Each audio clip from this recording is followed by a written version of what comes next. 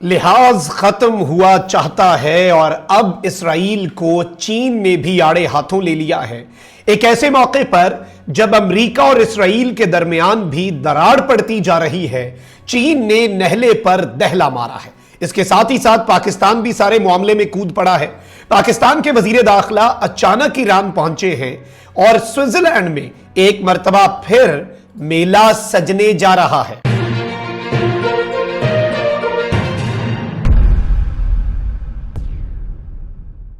बिस्मिल्लाहिर्रहमानिर्रहीम, अस्सलाम वालेकुम। मैं हूं मखदूम शहाबुद्दीन। 20 जून 2026 हफ्ते का दिन।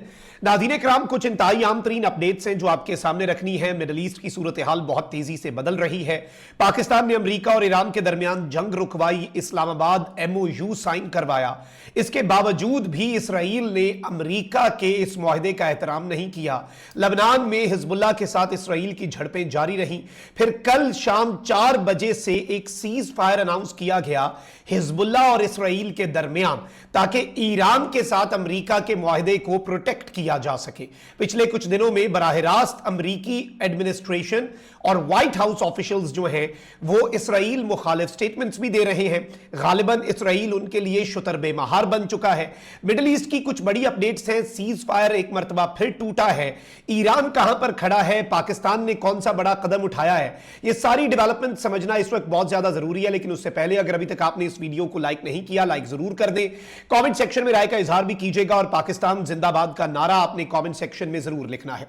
नाज़रीन किराम, अमेरिकी इंटेलिजेंस इदारों ने डोनाल्ड ट्रंप की इंतजामिया को खबरदार किया है कि इसराइल ईरान अमन मुआहदे को सबूताज कर सकता है। अमेरिकी अखबार वॉशिंगटन पोस्ट ने अमेरिकी इंटेलिजेंस का हवाला देते हुए कहा कि इसराइली वजीर आजम बेंजामिन नेतन्याहू ऐसे इकदाम कर सकते हैं जो ईरान के साथ देरपा अमन मुआहदे की अमेरिकी कोशिशों को नुकसान पहुंचाएंगे।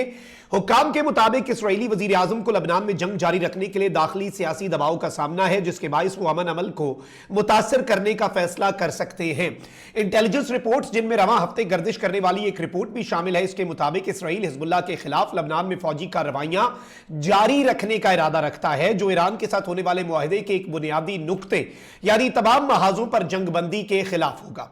एक अमेरिकी ओहदेदार ने वॉशिंगटन पोस्ट को बताया कि नई इंटेलिजेंस रिपोर्ट में कहा गया है कि रवां साल तयशुदा कौमी इंतखाबात के पेश नजर नेतन्याहू की सियासी बका इस बात से जुड़ी है कि वो अपने अवाम को दिखाएं कि वो लबनान से फौजें वापस नहीं बुलाएंगे और हिजबुल्लाह के खिलाफ लड़ाई को मजीद तेज करेंगे। रिपोर्ट में यह भी बताया गया है कि इसराइल डोनाल्ड ट्रंप के अमन मंसूबे की शराइत से नाखुश है, क्योंकि यह ईरान पर ज्यादा से ज्यादा दबाव बरकरार रखने के उसके वसी तर मकसद को मुतासर करती हैं। एक साबिक अमेरिकी ओहदेदार के मुताबिक इसराइल का ख्याल है कि यह मुआहिदा हिजबुल्लाह के खिलाफ इसराइल की दिफाई सलाहियत को महदूद कर सकता है। फिर कल इसराइल के नेशनल सिक्योरिटी के मिनिस्टर ने जो स्टेटमेंट दी वो बड़ी अलार्मिंग थी कि एक इसराइली मां रोएगी तो 1000 लबनानी माएं रोएंगी, लबनान को जलाकर राख कर देना चाहिए और अमेरिका के मुआहदे पर अमल दरामद नहीं होना चाहिए। ये बातें भी हो रही हैं। वहीं दूसरी तरफ ट्रंप ने कहा कि अमेरिका अमन के लिए पुरअज़्म है। हम लबनान, हिजबुल्लाह, इसराइल समेत तमाम महाजों पर मुकम्मल जंगबंदी की तवक्को रखते हैं। JD वैंस ने भी इसराइल को आड़े हाथों लिया और कहा कि इसराइल को अमन अमल का एहतराम करना होगा। बैरूत में शहरियों पर हमले नाकाबिले कबूल हैं। It is the first time in the history कि यूनाइटेड स्टेट्स ये कह रहा है कि इसराइल जो हमले करता है उसमें शहरी मारे जाते हैं। आम शहरियों का मारे जाना और रेजिडेंशियल बिल्डिंग्स को हिट करना जो अमेरिका कह रहा है कि इसराइल कर रहा है, this is a war crime. यह भी दिन देखना था। और JD वैंस ने कहा ना कि इसराइल के पास एक ही तगड़ा इत्तेहादी बचा है अमेरिका, बाकी तो पूरा वेस्ट और यूरोप भी आपके खिलाफ हो गए हैं। तो अब यूं लग रहा है कि इस पूरे प्रोसेस में पाकिस्तान ने अमेरिका को यह रियलाइज करवाया कि आपको इस जंग में से निकलना है। और इस जंग में असल स्पॉइलर कौन है? कल मोहम्मद बिन सलमान और शहबाज शरीफ के दरमियान जो टेलीफोनिक गुफ्तगू हुई, उस टेलीफोनिक गुफ्तगू में भी बहुत वाज़ेह अंदाज में यह बात सामने आ चुकी है कि कौन कहां पर क्या करने जा रहा है। और पाकिस्तान और सऊदी अरब ने कहा कि we have to stay vigilant, हमें चुकन्ना रहना होगा क्योंकि अमन अमल को सैबोटाज किया जा सकता है। नंबर 1। इसके साथ साथ एक और अपडेट ले लें कि इसराइली फौज की जानिब से जंगबंदी मुआहदे की एक और खिलाफ वर्जी हुई। हिजबुल्लाह के साथ जंगबंदी मुआहदा नाफिज होने के बावजूद इसराइली फौज के लबनान पर हमले जारी हैं। लबनान के जनूबी इलाके में ड्रोन हमले में 2 अफराद जाँ बहक हुए। याद रहे कि इसराइल और हिजबुल्लाह के दरमियान लबनान में जंगबंदी पर इत्तफाक हुआ। मकामी वक्त के मुताबिक कल शाम 4 बजे से यह नाफिजुल अमल है।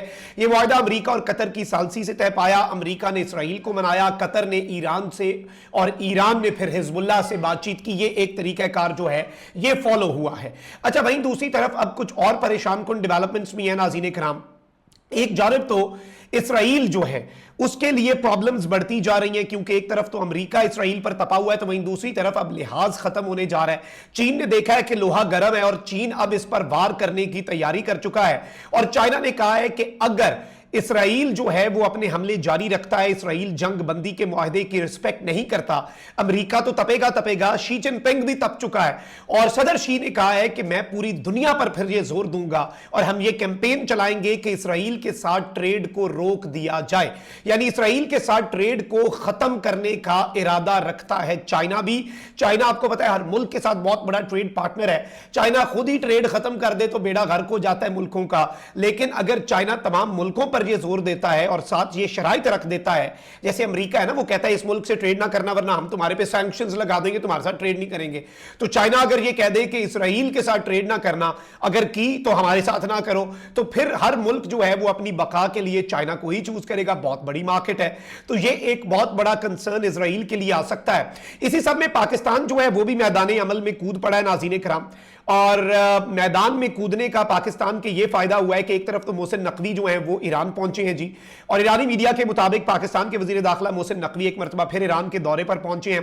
पहले मेरी इत्तलात के मुताबिक मशहद जाएंगे, वहां पे कुछ अहम मकामात आपको पता है रिलीजियस साइट्स हैं उनका विजिट करेंगे।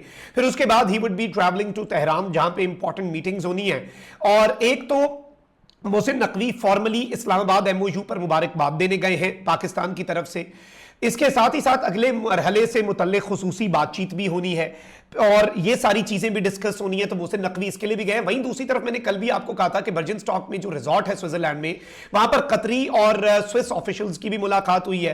एंड ऑब्वियसली ये resort by the way Qatar की मलकियत भी है और कतर इसे मैनेज करता है, स्विट्जरलैंड में जो रिजॉर्ट है, तो इसलिए भी कतर इंपॉर्टेंट है। और पाकिस्तान के इन पीस एफर्ट्स में, पाकिस्तान की सरबराही में जो मीडिएशन एफर्ट्स हैं, कतर उनमें एक अहम फरीक भी है।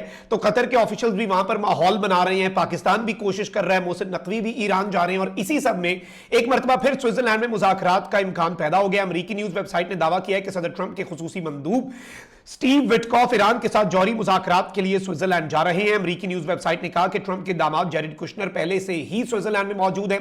इससे कबल गुज़श्ता रोज तयशुदा प्रोग्राम के मुताबिक वर्जिन स्टॉक में अमेरिका ईरान मुज़ाकरात मनसूख हुए थे, जिसके बाद अमेरिकी नायब सदर की स्विट्जरलैंड रवानगी मौखर हुई थी। व्हाइट हाउस ने कहा था कि ईरान अमेरिका मफावती याददाश्त पर अमल दरामद से मुतल्लिक इब्तदाई मुज़ाकरात के लिए जेडी वैंस अभी स्विट्जरलैंड नहीं जा रहे। और ऑब्वियसली ईरान ने कहा था कि लेबनान वाली जंग बंदी पहले करवाओ, इसराइल को लगाम डालो, शुतर बेमहार बना है तो उसे कंट्रोल करो, वरना फिर ये मुज़ाकरात के लिए हम स्विट्जरलैंड नहीं आएंगे। और अब चूंकि अमेरिका ने इसराइल पर भी अपेरेंटली बहुत ज्यादा प्रेशर बिल्ड किया है, सो लेट्स सी चीजें कहां पर जाकर रुकती है, लेकिन ये एक बड़ा आम तरीन नुकता था जो आपके सामने रखना जरूरी था। अपना बहुत ख्याल रखें। निगबान पाक जिंदाबाद।